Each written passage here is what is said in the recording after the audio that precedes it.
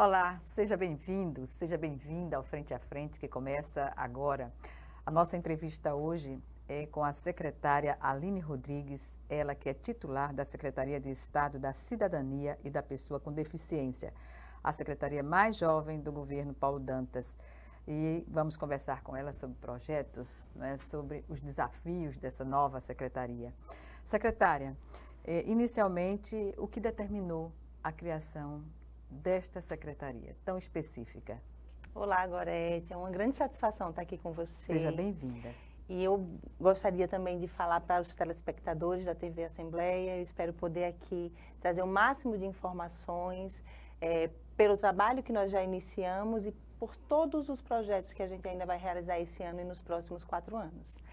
É um compromisso de campanha do governador Paulo Dantas, mas fundamentado no que viu antes e durante a campanha por esse estado inteiro, não é, secretária? Sim, a criação da Secretaria da Cidadania e da Pessoa com Deficiência, ela surge das demandas, né, das demandas da população, principalmente em relação à pessoa com deficiência, a pessoa idosa, a criança e o adolescente e a causa animal, que são todas essas pastas que compõem a nossa secretaria. Foi uma promessa de campanha do governador Paulo Dantas e ele cumpre, né, com a criação da secretaria, possibilitando que a gente compõe a nossa secretaria com todo um corpo técnico, com vasta experiência, para que a gente monte realmente uma política pública de qualidade. Pois bem, e a secretaria tem uma característica que segue a titularidade dela, né? A titular é mulher e o corpo de formação da equipe da secretaria também é totalmente ocupada por mulheres, né? Sim. Isso é uma conquista. É uma conquista, com certeza. Eu acho que demonstra a força da mulher, né? Nós podemos estar onde nós quisermos. Nós estudamos tanto quanto os homens, nos preparamos para estar aqui nesse local. Então, a gente faz a ruptura com a síndrome da impostora, que é algo que a gente sempre sai trazendo, sai buscando, achando que a gente não tem condições de ocupar esses espaços. E a gente tem condições de ocupar esses espaços. Então, eu estou como titular da pasta, mas comigo estão mais outras 3 mulheres, que são as nossas secretárias executivas, que estão na gestão interna. Então, é a mulher que está ali controlando a parte de orçamento, do financeiro, é uma mulher, né, que tem total condição de fazer a execução da parte financeira e orçamentária da nossa secretaria e administrativa. Tenho também a secretária da Cidadania, que é também uma mulher, uma assistente social, e também uma secretária executiva na pasta da pessoa com deficiência, que também tem experiência por décadas e militância na área da pessoa com deficiência. A sua indicação foi eminentemente técnica. O que isso representa no contexto político do governo? Eu acho que mostra um novo direcionamento, né? Eu sempre falo isso, que a gente está num novo tempo, é uma nova era, onde não só como mulher, ocupando uma pasta tão importante como todas as outras, né? Todas as outras têm a sua importância, o seu espaço, mas principalmente dando essa oportunidade de uma técnica assumir uma secretaria de Estado. Eu entrei no governo do Estado já tem mais de 20 anos, eu entrei como estagiária e eu ocupei todos os cargos possíveis dentro de uma secretaria, né? Então, assessoria técnica, gerência, superintendência, até chegar como secretária. Em quais secretarias? Eu fiquei por 2 décadas na Secretaria de Estado da Assistência e Desenvolvimento Social. Então, eu fiquei todo esse tempo lá. Nos últimos meses, eu fiquei como secretária, o governador me convidou. E aí foi um grande desafio assumir a secretaria, porque foi naquele momento do ano passado onde a gente teve muitas chuvas. E a gente criou o auxílio chuvas e a gente conseguiu atender mais de 27 mil famílias. Isso se traduz em mais de 100 mil pessoas atendidas pelo governo do estado, com repasse de transferência de renda em tempo recorde. Então, a gente fez um repasse num valor de R$2.000 para essas famílias que puderam recomeçar. E, como eu disse, foi um desafio. E aí, no final do ano, houve o convite para assumir a Secretaria da Cidadania e Pessoa com Deficiência, que já foi um desafio diferente, né? Com a possibilidade de compor uma equipe técnica, mas também de começar do zero. Como do zero, secretária? Começar desde um local, né? Específico. Específico para a secretaria funcionar, desde o mobiliário. da escolha das pessoas que iriam compor essa secretaria, da construção de um regimento interno, da possibilidade de fazer a construção do orçamento. Então, é de fato do zero nessa perspectiva de organização. Mas na perspectiva de demanda, não, a gente está com as mesmas questões sociais que a gente precisa dar um novo direcionamento, né, dar mais visibilidade. É uma secretaria que ela dá visibilidade às minorias e aos vulneráveis, porque algumas pastas que estão dentro da nossa secretaria, elas vêm de outras que já estavam em outras secretarias, só que eram superintendências. Ou então era a política que estava no gerente. Não tinha status de secretaria. Isso, não tinha um status de secretaria, como é o caso da pessoa com deficiência. E autonomia financeira para investir em programas e projetos. Isso, porque ela se torna uma secretaria executiva, a exemplo da pessoa com deficiência, ela se torna uma secretaria executiva onde a gente pode dar um direcionamento. Não vai ser, a nossa secretaria, em algumas situações, ela é executiva, ela é executora. Em outras, a gente está na transversalidade. Né? Porque eu preciso conversar com a educação, eu preciso conversar com a saúde, eu preciso conversar com a política de assistência social. E aí eu tenho um corpo técnico mais integrado, eu tenho um corpo técnico maior que a gente pode estar nos 102 municípios. O corpo técnico, a formação da equipe desta secretaria também é 100% técnica? Ela é 100% técnica, a gente teve essa oportunidade dela ser 100% técnica. E ela é quase 80% feminina também. Então, Maravilha. A gente tem muitas mulheres nas superintendências e nas gerências também fazendo a execução da política, mas ela é totalmente técnica. O Estado de Alagoas é vanguarda em muitos projetos, né? E a gente observa que está sendo vanguarda também em oportunizar às mulheres essa condição de estar, digamos assim, em cargos que são referenciais do universo masculino. Então, nesse sentido, unir, né, homens e mulheres diante de um desafio é algo diferente, pode-se dizer assim.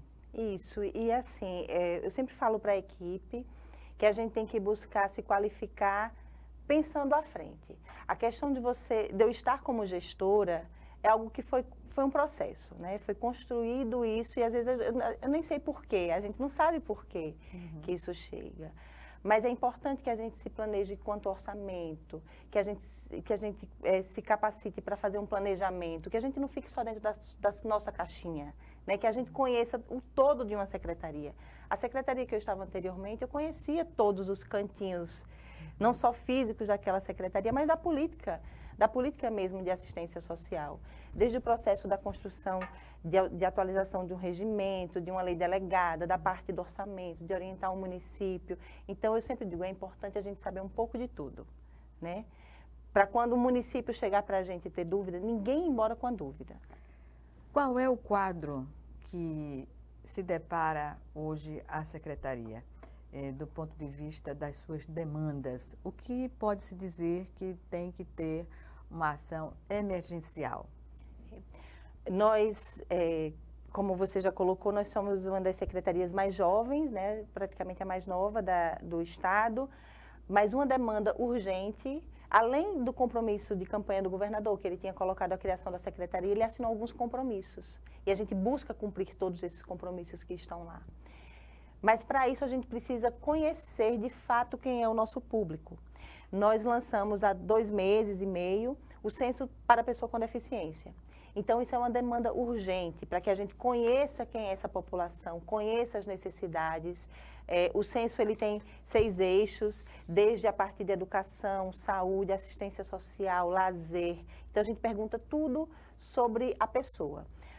O censo está disponível no nosso site, onde a própria pessoa que tem a deficiência ela pode entrar e pode responder, como o cuidador dela, ou a instituição na qual ela esteja sendo acompanhada pode entrar e responder para ela.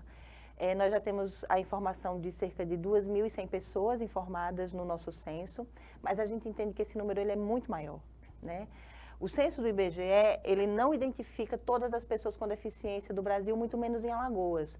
Muitas vezes o recenseador, ele vai na casa e ele não pergunta se tem uma pessoa com deficiência. o censo ele vai trazer para nós informações que vão servir não só para a nossa secretaria, mas para o Estado como um todo, para que a gente, de fato, a gente consiga atender de forma efetiva. Então, alinhando o gasto público com a execução da ação da forma mais precisa possível. Em linhas gerais, o que o censo está buscando na busca ativa dessas informações? Quando chega à casa das pessoas, qual é a informação que se pede? Primeiro, a gente precisa saber, de fato, quem tem deficiência no Estado, né? Então, quando se vem uma demanda por cadeira de rodas, por uma muleta, por um tipo de órtese e prótese, a gente precisa ter certeza do quantitativo de pessoas que tem naquele município que tem uma deficiência. Uma subnotificação. Isso. Hoje em dia existe a subnotificação, a gente não tem certeza desses dados, desse número. O que a gente tem de informação mais precisa é o cadastro único para programas sociais. Ele é um instrumento a ser, digamos assim, solicitado também nesse contexto do censo? O cadastro único, ele serve de parâmetro? Serve de parâmetro, porque o cadastro único, ele é o sistema mais preciso que nós temos hoje no Brasil inteiro, né? Então, o cadastro único para programas sociais, ele serve para muitos outros programas, não só federais, estaduais e municipais, se utilizam do banco de dados do cadastro único. Porém, com relação à pessoa com deficiência, ele faz perguntas básicas. Se a pessoa tem deficiência auditiva, motora, baixa visão, ele não pergunta, por exemplo, deficiência intelectual para TEA. Então, tem algumas situações que não são perguntadas dentro do cadastro único e que a gente está perguntando agora diferentemente. E o CAD único, ele só pergunta para famílias com renda até 3 salários mínimos. E o censo não. Independe da faixa etária de renda, a gente está perguntando quem tem deficiência no estado de Alagoas. A partir desse censo estadual da pessoa com deficiência, já se tem elaborado algumas diretrizes do que fazer e como trabalhar essa realidade? Sim. Porque é uma subnotificação, isso é ponto pacífico, não é? É ponto pacífico. A gente tem algumas ações que a gente já iniciou na nossa secretaria. Por exemplo, a central de intérprete de Libras, ela funcionava, ela foi paralisada, a gente já reativou, que é onde o usuário, se ele tiver necessidade, o usuário surdo, ele tem a necessidade de fazer um acompanhamento numa audiência pública ou numa consulta médica, ele precisa de um intérprete de Libras, ele pode entrar em contato com a nossa central e a gente disponibiliza para que esse técnico o acompanhe para fazer essa tradução na frente do médico, do juiz ou de quem ele precisar. Será que há um desconhecimento geral sobre esse serviço público, secretária? Possivelmente, porque hoje a gente, inclusive, estava num evento conversando, alguns serviços nós entregamos à população e muitas vezes a população não sabe. Qual é o número que deve discar? Vai ligar para vou pegar aqui na minha colinha, tá? Fique à porque vontade. A gente tem alguns números que são importantes. O da Central de Libras é o 98884 8884 5403.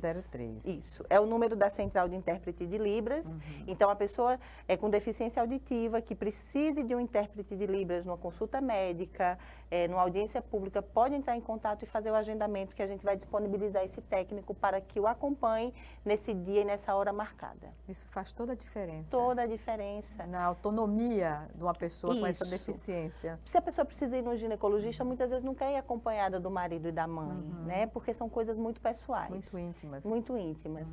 Paralelo a isso, a gente também está desenvolvendo um sistema que ele possa fazer a interpretação de Libras de forma tecnológica, né? Então, a gente está formalizando a parceria com a Secretaria de Ciência e Tecnologia para desenvolver esse sistema.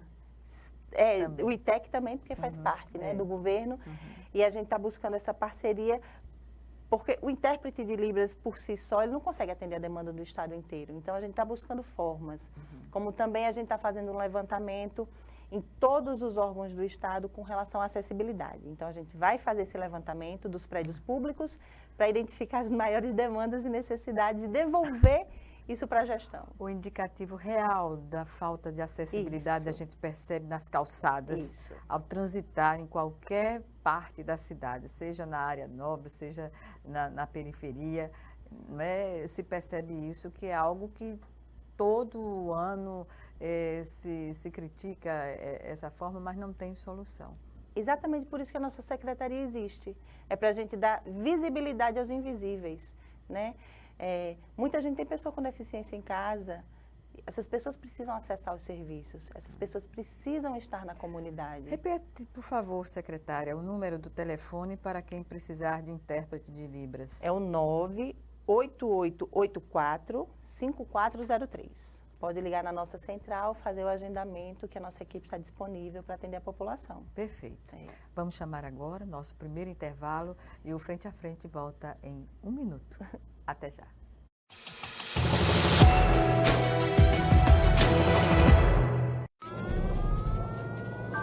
Há mais de 40 anos, um grupo de médicos criou uma organização de emergência médico-humanitária capaz de oferecer ajuda às pessoas em meio a desastres naturais, epidemias ou guerras, atendendo os mais necessitados sem se importar com raça, religião ou ideologia. Hoje, Médicos Sem Fronteiras envia equipes totalmente preparadas para responder a emergências por todo o mundo. Nossos profissionais são financiados por pessoas como você e eu. Conheça-nos, participe, apoie, porque juntos chegamos mais longe.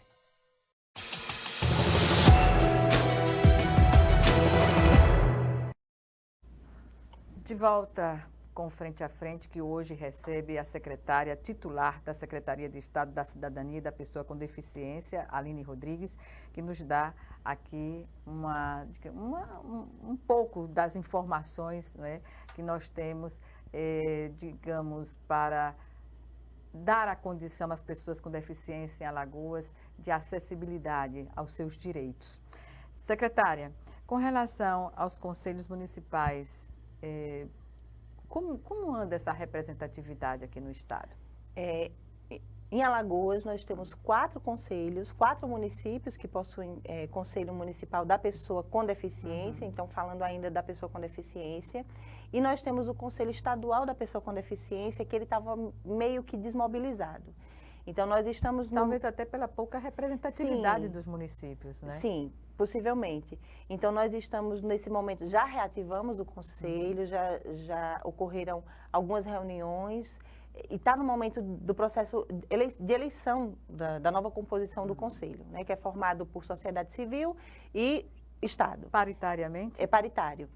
E aí nós estamos nesse momento de atualização do regimento interno, inclusive colocando a vinculação da nossa secretaria, porque até então o Conselho da Pessoa com Deficiência era vinculado à CEMUD, como eu disse lá, era uma superintendência, ele passa a ser uma secretaria executiva, e aí a nossa secretaria passa a fazer parte.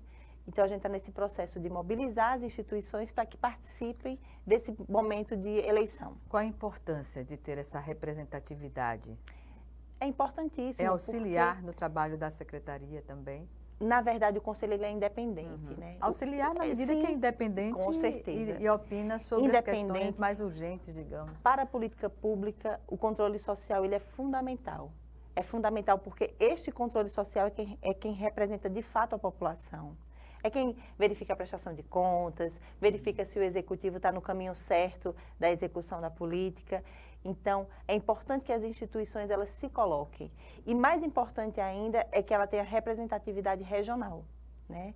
Então, o Conselho Estadual, ele é importante, ele é fundamental, mas ele é importante que ele seja regional e que ele represente as regiões do estado de Alagoas, né? Maceió é uma capital, ela tem uma capilaridade muito maior na prestação de serviços, mas a gente percebe a deficiência nos municípios, né? As pessoas se deslocam muito para conseguir a prestação de serviço na capital do Agreste, porque às vezes não tem essa capilaridade de serviços no município. O objetivo também é esse, da gente poder ter conselhos municipais implantados no município para também trabalhar ali junto com o executivo na implantação de serviços também à população local. É importante porque faz crescer a ação do Estado nas políticas públicas, Sim. né? Sim, a gente tem feito alguns momentos de ida ao município. Tem o nosso programa, que é o Governo Trabalhando, onde todas as secretarias se deslocam ao município. Nós já tivemos 2 momentos, em Delmiro Gouveia e em Arapiraca, com vasto atendimento à população, a prestação de serviços. E aí a gente leva também o censo, para fazer o censo com a população que tem deficiência, e a CIPTEA, que é a carteira de identificação da pessoa com espectro autista. que era uma demanda, né, muito grande da população e da comunidade autista. É uma lei que já existia, existia a lei, faltava o decreto foi assinado pelo governador. Então, nós já estamos nesse momento de cadastramento dessa população que tem espectro do autismo, já estamos com mais de 900 cadastros. E a Casa, a Assembleia Legislativa, tem dado uma contribuição imensa. Muito grande. Nesse sentido. Muito grande. E a gente tem buscado isso. Fazer a atualização das leis que já tinham sido publicadas, mas que precisavam ser atualizadas. Né? Então, termos que não se usam mais, a secretaria que estava como responsável, que não é mais. Então, a gente também está nesse momento de verificação de toda a legislação referente à pessoa com deficiência, pessoa idosa, criança e adolescente e causa animal. Então, a gente tem feito também essa... Pois é. Crianças e adolescentes, qual é a demanda que se apresenta com mais força no sentido de combate? A gente também recebeu, que era uma superintendência que estava na secretaria, na CEPREV, de Prevenção à Violência, e ela vem para a Secretaria da Cidadania. Ela também é uma superintendência na nossa secretaria, mas a gente vai buscando dar um acesso maior também à população. Nós temos o CRAD, que é o Centro de Referência de Atenção à Criança e ao Adolescente, e basicamente ele faz o atendimento às crianças e adolescentes que sofrem abuso e exploração sexual. É um serviço de porta aberta, então ele é aberto à população. A gente tem profissionais, tem um corpo multidisciplinar, assistente social, psicólogo, advogados, pedagogos.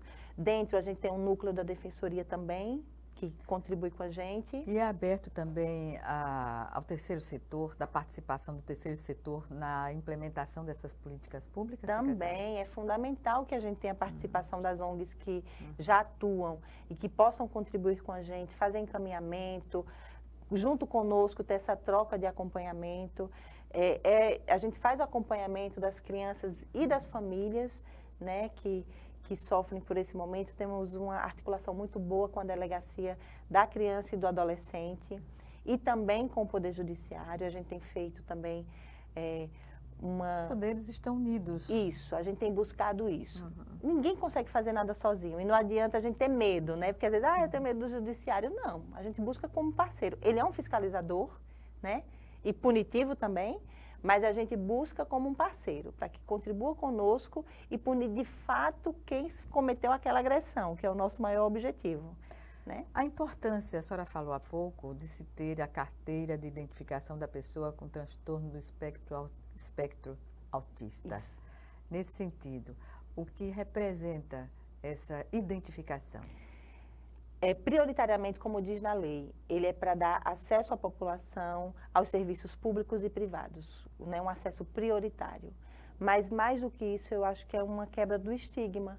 É que para quem está ali numa fila, que se incomoda com aquela criança ou com aquela pessoa que está mais agitada, possa identificar que ela está com cordão e tenha mais empatia com aquela pessoa. Entenda que aquela pessoa precisa ser prioritária no atendimento para ela ir para casa. Entender as suas deficiências também, seus comportamentos. Para que ela não se desorganize, né? Para que não seja mais um momento de transtorno, de preocupação, de tensão naquele momento. Né? Então, é para isso, é para que a gente também dê um conforto para essa família, né? Que já tem todo esse sofrimento de ter que estar levando o seu filho, a sua criança para terapia, estar se deslocando. Então, para que tenha, de fato, um atendimento prioritário. Então, a gente ainda não entregou as carteiras. Na segunda quinzena de julho, todas as pessoas que fizeram já o cadastro na CIPTE, a gente vai começar já a fazer a entrega. Voltando ao Censo Estadual da Pessoa com Deficiência, que começou em abril. Isso. Em abril. O que se pode dizer do avanço desse trabalho? A gente buscou informações em outros estados que já estavam realizando o censo. A gente também buscou a comunidade e as instituições que atuam com pessoa com deficiência para saber se as perguntas que estávamos fazendo lá eram adequadas ou não. Então, a gente está aberto também. Isso é importante, no sentido de acertar, não é? Nada para eles sem eles, né? Então, a gente tem que fazer de forma conjunta. E a gente percebe que até em relação a outros estados que estão mais avançados, a gente está bem. Né? Eu conversei com o secretário da Pessoa com Deficiência de São Paulo E eu disse, nosso censo tem poucas informações ainda. Ele fez, não pense assim. O estado de São Paulo eu só fiz 7.000. Olha a proporção. Eu digo, de fato, né? Nós estamos com 2.000 pessoas informadas. Quando a gente pega o parâmetro do cadastro único, a gente sabe que esse número é maior. Mas é paciência, é devagar e sempre.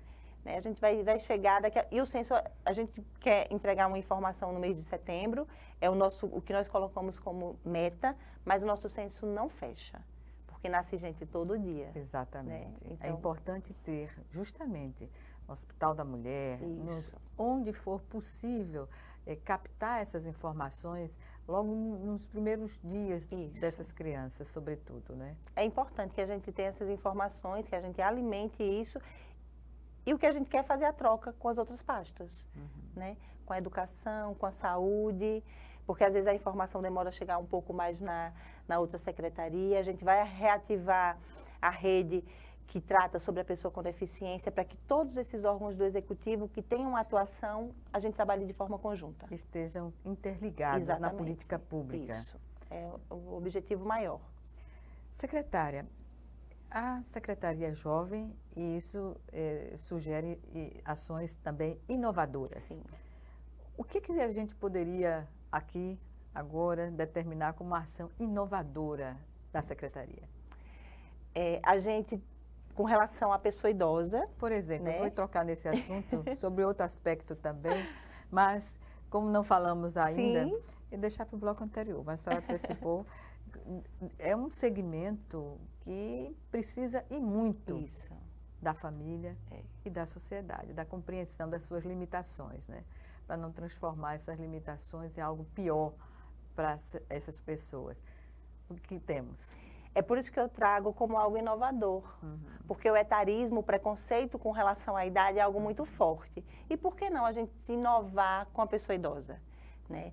Em Alagoas, nós temos hoje 21 instituições de longa permanência, que é como popularmente se chamam asilos, mas o nome é Instituição de Longa Permanência, que atendem a mais de 900 idosos. Todos são ONGs, né? São ONGs, não são vinculados ao Estado. Mas é nossa obrigação fazer o mapeamento, então nós estamos nesse momento de mapeamento dessas instituições e processo de capacitação. E levar o serviço público até eles, levar né? Porque o serviço eles não podem público. Ir ao serviço público muitas vezes, né? Ontem nós tivemos uma reunião com a Uncisal e a gente vai formar parceria no Telesaúde. Eles estão lançando o Telesaúde e nós vamos começar com as instituições de longa permanência. Nada mais moderno do que a possibilidade de uma consulta para a pessoa idosa. Consulta online. A gente também vai estar desenvolvendo já em parceria com o INSS, com a Secretaria de Ciência e Tecnologia, a questão da violação de direitos patrimoniais da pessoa idosa. São muitas violações, não é? São muitas as violações, mas a violência patrimonial, ela tem sido grande, principalmente nos seus benefícios, o benefício de prestação continuada, que é o chamado LOAS, pensões e aposentadorias. Não precisa nem andar muito para ver cenas terríveis, né? Isso. Em agências bancárias, quando a família, o filho ou a filha vai junto com o idoso e até expõem uma certa, não digo indiferença, mas violência, na verdade. Fora os golpes que se tem na internet. Então, a gente está formatando um curso que a gente possa levar para todos os 102 municípios para que os idosos sejam capacitados. Como não cair nas armadilhas, né? Como utilizar, porque eles usam muito o Zap, né? Então, como utilizar o celular para que não caiam em golpes, para que não ligue, para que não aperte na tecla errada e acabam perdendo o seu benefício. Perfeito. Vamos chamar agora o nosso segundo e último intervalo. Frente a Frente volta já já. É só um minuto.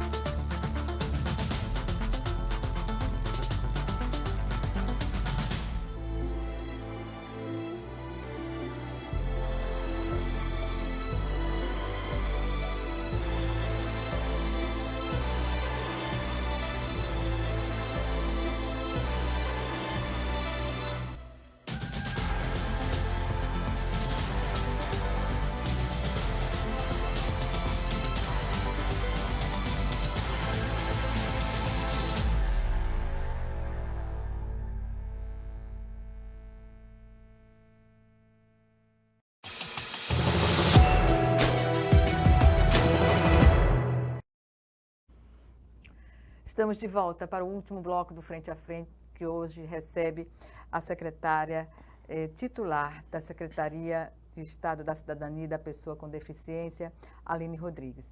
Secretária, falemos agora sobre um assunto que mexe com todo mundo que tem um mínimo de sensibilidade, que é a violência contra a pessoa idosa. Como identificar um problema como esse? Qual deve ser a atitude das pessoas no campo da sororidade? Nós estamos fechando um mês importante, que é o mês de junho, é o mês de enfrentamento à violência contra a pessoa idosa, por isso eu estou usando essa fitinha. Nessa fita violeta, ela representa esse enfrentamento, que é uma simbologia das Organizações Mundiais de Saúde, Organização Mundial de Saúde. Em Alagoas, os dados que são apresentados esse ano, até o mês de maio, foram cerca de 400 casos, mas que eles se transformam em mais de 2.000, porque são diversas violações que o mesmo idoso sofre. E subnotificação também, Sim, né? Com certeza. Principalmente através do 181 e do Disque 100. Então, essas denúncias são feitas por lá e repassadas para todos os serviços. No estado de Alagoas, existem 97 CREAs, que são Centros Especializados de Referência de Assistência Social, que podem também fazer o acompanhamento dessas violações de direito para a pessoa idosa e para outros tipos de violação. E nós temos um serviço que implantamos agora de forma recente, que é o Núcleo de Atendimento à Pessoa Idosa. Ele, no momento, está funcionando no IML. Ele não é um serviço de porta aberta, porque ele é um serviço que ele é encaminhado pelos CREAs, por outros serviços, primeiramente. Nesse primeiro momento, ele ainda não é porta aberta, mas ele será. Mas a gente faz o acompanhamento desse idoso que sofreu violação, porque a gente tem um corpo técnico de assistente social, psicólogo e advogado para fazer o acompanhamento da violação. A violação contra a pessoa idosa, ela é multifacetada, porque ela é física, ela é patrimonial, ela é psicológica, ela é sexual, né? Então, são muitas as violências que esse idoso sofre. Hoje, o que a gente percebe muito é a violência patrimonial, que é quando aquele familiar fica com o cartão, quando esse idoso sofre o golpe, a desinformação. Isso em todas as classes sociais. Independe, não é conhecimento, não. Independe, porque assim como a criança, como o adolescente, como as ditas minorias, como as minorias, o idoso ele é vulnerável. Ele é vulnerável a partir da idade dele, da condição dele, da dificuldade de mobilidade, né? Então, diz que é a melhor idade, mas é uma idade muito mais complexa, muito mais complicada dele em busca dos direitos, né? Então, ele sempre O idoso geralmente ele se fragiliza, sobretudo nas emoções, não é? Fragiliza nas emoções e muitas vezes aquele familiar que ele pensa que iria protegê-lo naquele momento não protege. Então, a gente tem esse corpo técnico para que a gente possa fazer o acompanhamento e em busca da punição dessa pessoa, né? O nosso telefone é o 98727 7443. Você repita. 98727 7443. Então, é o telefone do Núcleo de Atendimento à Pessoa Idosa. Então, casos de violação de direitos da pessoa idosa podem passar para a gente, que a gente vai articular com os outros órgãos, o que couber a nós também fazer o acompanhamento dessa família, a gente faz também. Violência sexual contra uma pessoa idosa então, é algo terrível, né? Terrível. Mas, infelizmente, é um fato que também acontece. A gente mais comumente escuta isso contra a criança, contra o adolescente, mas também essa tragédia ocorre também com a pessoa idosa. Secretária, no âmbito das políticas públicas que estão colocadas pela Secretaria, isso significa um investimento alto e contínuo. Sim. Porque as demandas, elas existem, mas a cada ano há um aumento, né? Por mais trabalho que se faça, porque observa-se isso nas estatísticas. A gente criou a secretaria com orçamento também né? Então, a gente faz o planejamento, a gente conversa com a Cefaz, com a secretária Renata, com o secretário Gabriel, para que a gente possa ter condição de fazer a execução das políticas públicas. Como também está pautado na nossa secretaria a causa animal. Pois é, o bem-estar animal. Isso. E nesse sentido, o que é que se tem feito? Que é algo extremamente, assim, importante para a questão da cidadania. Hoje em dia todo mundo tem animal e acaba em muitas situações sendo um problema nas cidades, porque a gente tem uma população de cães e gatos muito grande e sem controle. E sobretudo pós-pandemia, né? Pós-pandemia. Percebe-se que muita gente foi buscar o seu equilíbrio emocional e mental na companhia de um animal doméstico. Isso, e muitos também colocaram os animais para fora, né? Sim. Como a pandemia foi embora e junto com ela alguns animais também. Também. A gente está com a parceria com a Universidade né, Federal de Alagoas. A gente está formatando um planejamento para que a gente faça, primeiro, educação com a população, né? A importância dos cuidados com os animais, a responsabilidade. Sobretudo. Sobretudo, o tutor ele precisa entender que ele é responsável por aquele animal, né? Pelo cão, pelo gato, por outros animais que ele tem dentro de casa. Numa segunda fase, a gente vai trabalhar o controle da população de cães e gatos, e aí em parceria com a saúde, fazer momentos também de castração com esses animais e principalmente a parceria com os municípios. Né? Centros de zoonoses nos municípios seria interessante. Interessantíssimo. Então a gente precisa também, da não parceria. Pode centralizar. O Estado sozinho ele não vai conseguir fazer esse controle. Então a gente precisa que prefeitos nos contribuam conosco para a gente fazer esse momento de ir ao município, fazer esse processo de castração e o município fica responsável pelo cuidado desse animal, pelo período que ele precisa de recuperação, que são 5, 7 dias. A gente precisa castrar, vermifugar e devolver. Né? Então, esse animal ele volta para as ruas, mas ele já não volta com possibilidade de reprodução. Né? Gato, ele reproduz, ele entra no cio, a gata entra no cio todos os meses. Então, imagine quantos gatinhos a gente não tem de população. Né? Então, a senhora falou em Universidade Federal de Alagoas. E o governo que se propõe a trabalhar com a ciência tem mais chances de acertar. Né? Nesse sentido, pode-se dizer que o governo está aberto a beber na fonte do conhecimento científico. É por aí? Com certeza. Eu saí da universidade, mas a universidade não sai de mim e da mesma forma com as nossas secretárias que estão lá. Então, a gente busca de volta a universidade. Então, a gente está com essa parceria com a UFAL, não só para a questão do bem-estar animal. A gente vai, também daqui a pouco, a gente vai divulgar uma especialização voltada para a criança e para o adolescente. Isso, uma parceria com a Universidade Federal de Alagoas, como também com o CISAL.